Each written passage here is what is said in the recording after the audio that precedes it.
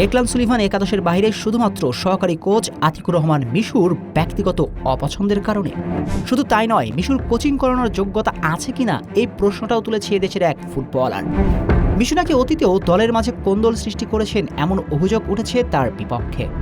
এই দৃশ্যগুলো দেখুন যুবা দলের সহকারী কোচের ভাবখানা আর্জেন্টাইন বিশ্বজয়ী কোচ লিওনেল স্কালোনি।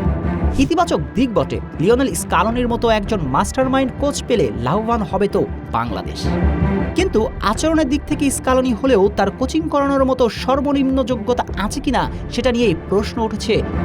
শুধু তাই নয়, অতীতেও তিনি দলের মাঝে কোন্দল সৃষ্টি করেছেন। দেশের ঘরোয়া ফুটবলের সহকারী কোচের দায়িত্ব নিয়ে বারবার তিনি মূল কোচের ভূমিকায় আসার চেষ্টা করে দলের মাঝে বিভেদ তৈরি করেছেন। মিশুর নামে এমন অভিযোগ দাঁড় করিয়েছেন ব্রাদার্স ইউনিয়নের ফুটবলার মোজাম্মেল হোসেন নীরা।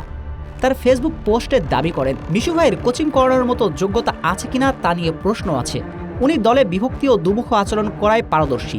একই দলে ওনার পছন্দ অপছন্দের উপর নির্ভর করে কার সাথে কেমন আচরণ করবে। উনি যেখানে কাজ করেছেন হেড কোচকে ওভারটেক করে নিজের সিদ্ধান্ত নেওয়ার চেষ্টা করেছেন।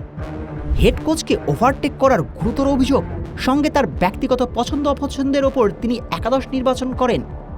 নীরা ফেসবুক পোস্টে যে অভিযোগ তুলেছেন সেটা কিন্তু বাংলাদেশ যুবা দলের ম্যাচগুলোতেও দেখা গিয়েছে। পাকিস্তানের বিপক্ষে ডাগ আউটে দাঁড়িয়ে দল পরিচালনা করেছেন সহকারী কোচ আতিকুর রহমান মিশু। ফুটবল ইতিহাসে যা বিরল, প্রধান কোচ বসে আছে আর সহকারী কোচ চালাচ্ছে দল। প্রশ্ন কি উঠে না, মিশুর ব্যক্তিগত অপছন্দের বলেই হয়েছেন ডেকলান? কারণ ডেকলানের বদলে তিনি খেলিয়েছে যাচ্ছেন রেদওয়ানকে। রেদওয়ান ঘরোয়া লিগের পারফর্মার, কিন্তু ডেকলান ফিলাডেলফিয়ার ফুটবলার। পার্থক্যটা তো রাত আর দিনের।